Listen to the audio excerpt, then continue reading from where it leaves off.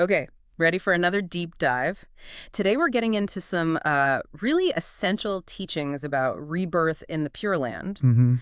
These come from a lecture series explaining Master Ouyi's commentary on the Amitabha Sutra. Right. And it's less about just academic analysis, more like, practical guidance from masters for anyone serious about their spiritual path. Exactly. And our mission today, really, is to zero in on the core stuff, what you actually need, the practices, and the profound benefits of aiming for the Western Pure Land, according to these teachings. And why is this so crucial? Because the source puts it starkly. Yeah.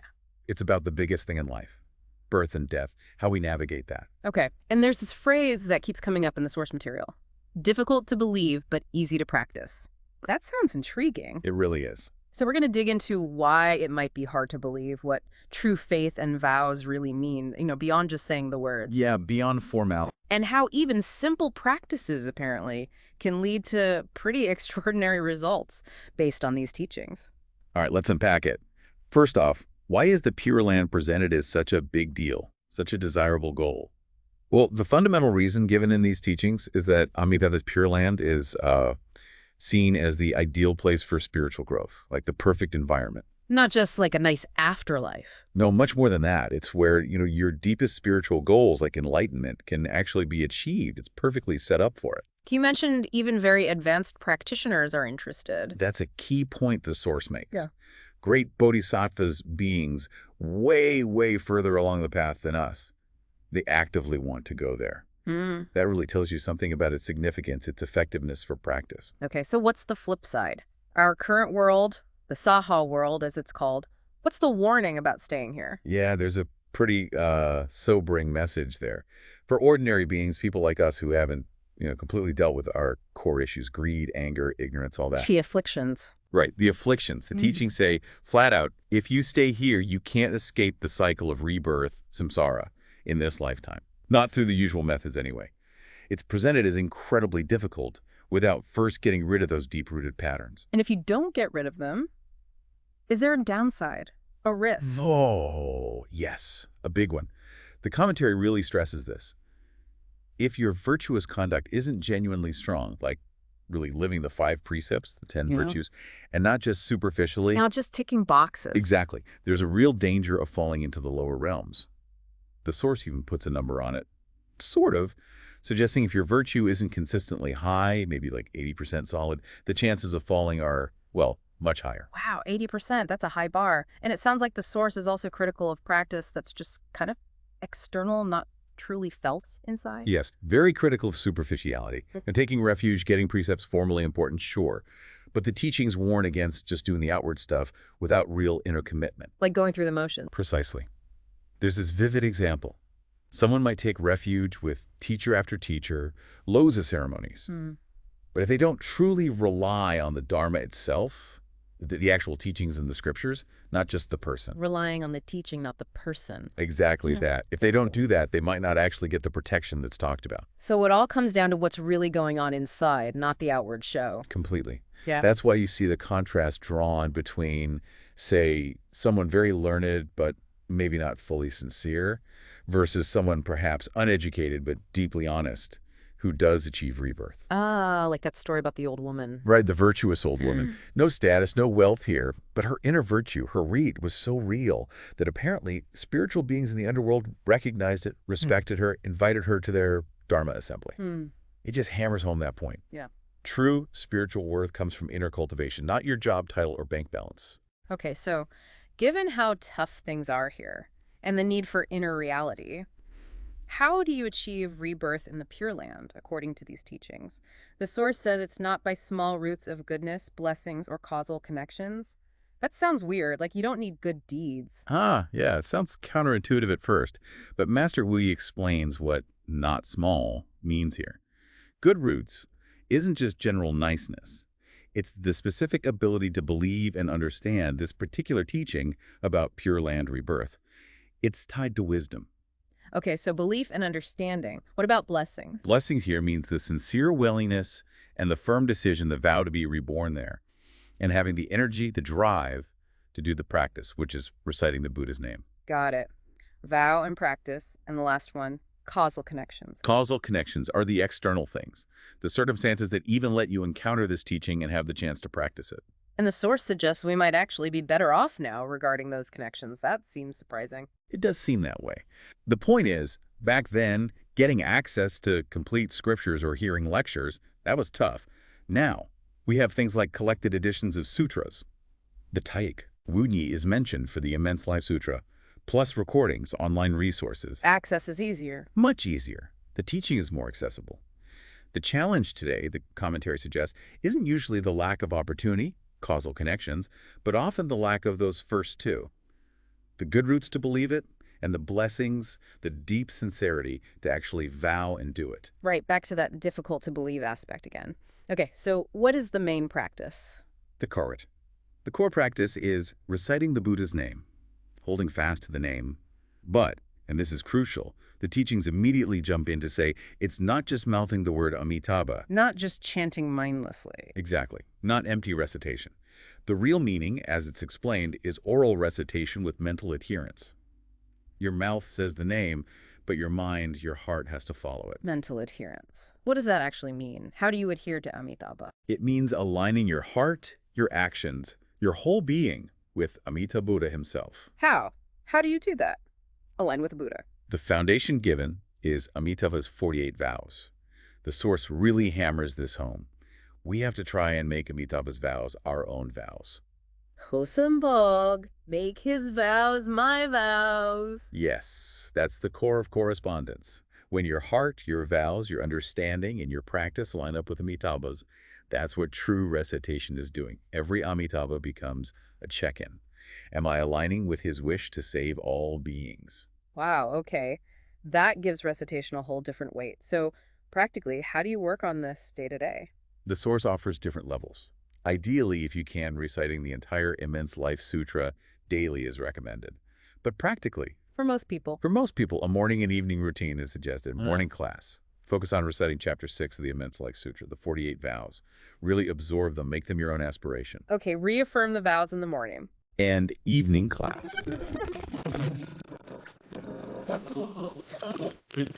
Cause and effect. Using those teachings to guide how you live your day. And what about people who are just incredibly busy? There's a specific method mentioned for them. The 10 recitation method. 10 recitation. Yeah, just reciting Amitabha 10 times in a row, clearly and sincerely. And you do this 9 times spread throughout the day. The source points out each session takes maybe only a minute. A minute 9 times a day, that seems very doable. Very accessible, but it keeps the connection frequent. But even with simple recitation like that, it sounds like understanding the sutras, the teachings, is still really important. Absolutely vital. The model is read or listen. Understand, practice. You need to keep reciting the name, yes, but also keep hearing or reading the sutras and explanations. Why? Because you need to know what Amitabha actually taught, what his vows mean, so you can use that knowledge to constantly check and correct your own thoughts, intentions, and actions. Right. If you don't know the standard, you can't align with it. Exactly. Your practice won't be truly in sync, won't have that mental adherence otherwise. Now, the commentary also mentions different levels of holding the name. Can you break those down? Sure. It talks about 2 main levels. First is conceptual holding. This is basically practicing with your mind focused on just trying to suppress the noise, the afflictions, the monkey mind, like holding down weeds with a stone. You're not pulling them out, just keeping them down. Right. You're managing them. This level, the source says, is attainable by ordinary folks. And crucially, it's enough for rebirth. To go deeper from here, you need to start letting go of self-attachment. Okay, conceptual holding. And the other level. That's principle holding. This is much deeper. It comes from a profound insight into the nature of reality, the idea that mind is Buddha. Mind creates Buddha. Practice isn't separate from life. Everything becomes the practice. You reach a state where mind and environment are seen as one. This requires breaking attachment not just to self, but to phenomena, to concepts themselves. That sounds very advanced. Do you need to get there to be reborn in the Pure Land? And this is such an important point of reassurance in these teachings. No, you don't. The goal for most practitioners, the achievable aim that is sufficient for rebirth in the basic level of the Pure Land, the common abode, is called continuity of effort. Continuity of effort, what does that mean? It means you've practiced enough that you can reliably suppress the afflictions and wandering thoughts when you need to. You haven't cut them off at the root, maybe, but you have them under control. They don't overwhelm you, especially at the crucial moment. Just suppressing them is enough. That seems almost too good to be true compared to other paths. That's the promise. The source is explicit. Yeah. Getting to those higher levels of one-mindedness, purity, leads to higher grades of rebirth within the Pure Land, sure, but they require cutting off afflictions or attachments, and they are not required for getting your foot in the door, so to speak. So the message is, don't get stressed about reaching ultimate one-mindedness now. Focus on achieving that continuity of effort, suppress the negativity, and gain rebirth. Amitabha's power takes over once you arrive, ensuring rapid progress then. That's a huge relief, actually. So when the teachings talk about having Buddha in your heart, it's not just like picturing Buddha. Yeah, much, much deeper than just visualization. It means your heart is genuinely filled with the Buddha's heart, compassion, the Buddha's vows, aspirations, and the Buddha's practice conduct. You've taken these on as your own operating system, basically. Your own guiding principles. Yes. And when your mind is truly aligned like that, the afflictions you are fighting, they just naturally calm down. They don't have the same grip. Okay, so how do we cultivate that kind of heart? The source mentions the 3 minds from the Contemplation Sutra, as explained by Master Ouyi. Exactly. These are presented as the core inner qualities you need to develop. First is the true, sincere mind, the absolute bedrock. Utter sincerity, honesty, genuineness in everything. It's the opposite of the usual insincere, calculating mind we often operate with. It's the mind of the Buddhas. Total sincerity. Got it. What's second? The second is the profound mind. This is how that sincere mind benefits yourself. It involves cultivating 2 key qualities: a pure mind, free from defilement, and an equal mind, seeing all beings and phenomena without bias. Purity and equality. Right. The source says achieving this inner state is the highest form of self-enjoyment, real peace. Okay. Sincerity, purity, equality. And the third mind. The third is the mind of dedication and vows. This is how the sincere mind benefits others. It manifests as great compassion. But it's not just any compassion. It flows from that purity and equality. So it's impartial, non-discriminating, wanting to help everyone without attachment. So developing these 3, sincerity, inner purity, equality, and outward compassion, this is the internal work that goes hand in hand with reciting the name. Precisely. The teachings say you should constantly use these 3 minds like a checklist. Look at your thoughts, your words, your actions. Do they match up? Are you being sincere? Is your mind pure and equal? Are you acting with genuine compassion? It's an ongoing calibration. Okay, that makes sense. So let's talk payoff. Why put in all this effort? What are the actual benefits that the Buddha himself apparently saw? The source seems quite specific. Oh, extremely specific. And the benefits are described as, well, staggering. Benefit number 1, transcending the 6 realms of samsara entirely in this very lifetime. Wow. This is called horizontal transcendence. Yeah. Think of it like instead of climbing a huge ladder rung by rung over countless lives, you take a sideways leap completely out of the system once you're reborn in the Pure Land. A shortcut out of samsara. A profound one. And it's contrasted with other paths where you generally have to eliminate afflictions completely first, which takes, ages. Okay, that's huge. What else? Second, once you get to the Pure Land, you achieve round perfection. Yeah. This means you're guaranteed not to fall back, and you're set up to attain Buddhahood in just 1 lifetime there. 1 lifetime. How? Because you don't have to plod through all the conventional 41 stages of bodhisattva development one by one. Amitabha's vow power kind of boosts you, accelerates the process incredibly once you arrive. Buddhahood in 1 lifetime. And is it faster there? The source mentions speed. Yes, benefit number 3. The sheer speed. The path to Buddhahood in the Pure Land is described as potentially taking only 3 or 4 kalpas. Kalpas. Those are long, right? But how long compared to other paths? Well, the comparison given is with an Asankhya kalpa, and the commentary tries to give a sense of scale for that. It involves multiplying 10,000 by itself over and over, then using units like trillion. Okay, basically an unimaginably long time. Exactly. It's a number so vast, it's almost meaningless to us. The point isn't the math, it's the mind-blowing contrast. 3 or 4 kalpas in the Pure Land versus that. It's practically instantaneous in comparison. Point definitely taken. Mind-bogglingly faster. Right. And this is why it's so significant when the text highlights Buddha Shakyamuni himself, saying, I see this benefit. Ah, the Buddha's own testimony. Yes. And the teaching emphasizes, This isn't just him saying, oh, this is a good path. It's presented as his direct, enlightened observation.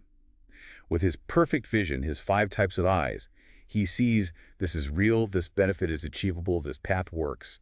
He's vouching for it based on his own awakened perspective. That's incredibly powerful validation. So the source really frames this teaching as unique. Absolutely.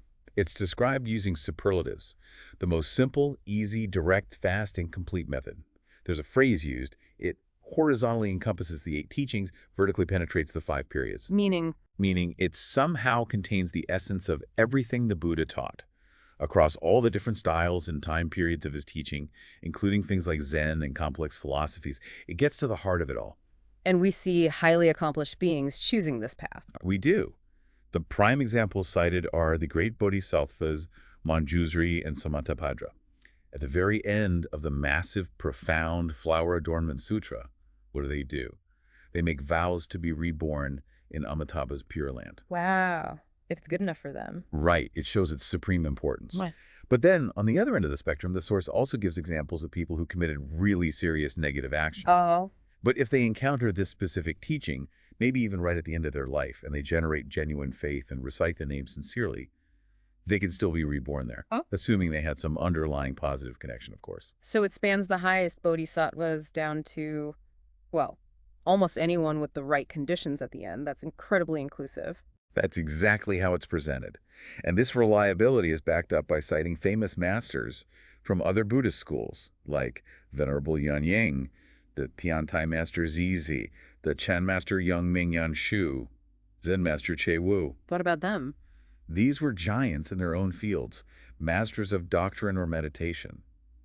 Yet often later in their lives, they turned their focus to pure land practice and recommended it. Like that story about Venerable Yuanying's disciple you mentioned. Yeah, Mr. Zhang, the layman.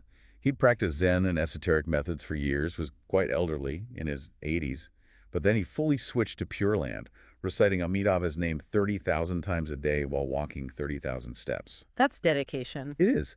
And the story highlights how this sincere, focused practice not only helped him spiritually, but apparently improved his physical health and mental clarity too, even starting so late in life. It shows tangible results. That really highlights the source's point about simple sincerity being more effective than, say, intellectual complexity that misses the mark. Absolutely. It explicitly contrasts the clever scholars or eloquent Zen practitioners, people with lots of knowledge or meditative experiences who sometimes just can't grasp this or doubt it, with the simple, uneducated villagers who just do it. They achieve rebirth because they're honest, they don't get tangled in doubts, they just sincerely recite the name. And their simple practice is enough. The source suggests their simplicity and sincerity naturally contain all the essential elements. They might not be able to explain the deep principles, but their practice subtly aligns with the path, connects with the Buddha's wisdom, without needing all the analysis. There's something profound in that kind of trust and simplicity.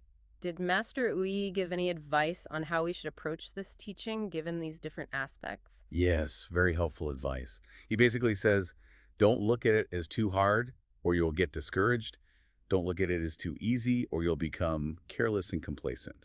Don't dismiss it as too shallow, or you'll hold it in contempt. But also, don't see it as so incredibly deep and mysterious that you feel afraid or think, that's not for me. So what's the right attitude? He sums it up as, approach it with respect, with a pure mind, and with a normal, ordinary mind. Just be sincere, respectful, clear-hearted, and approach it without making it overly complicated or dramatic. Respect, purity, normality. Okay. So wrapping up this deep dive, we've covered a lot. The really compelling reasons for wanting rebirth in the Pure Land, especially given the challenges here in Samsaka. Right. We looked at those crucial conditions, the deep good roots, blessings, and causal connections, and the core practice.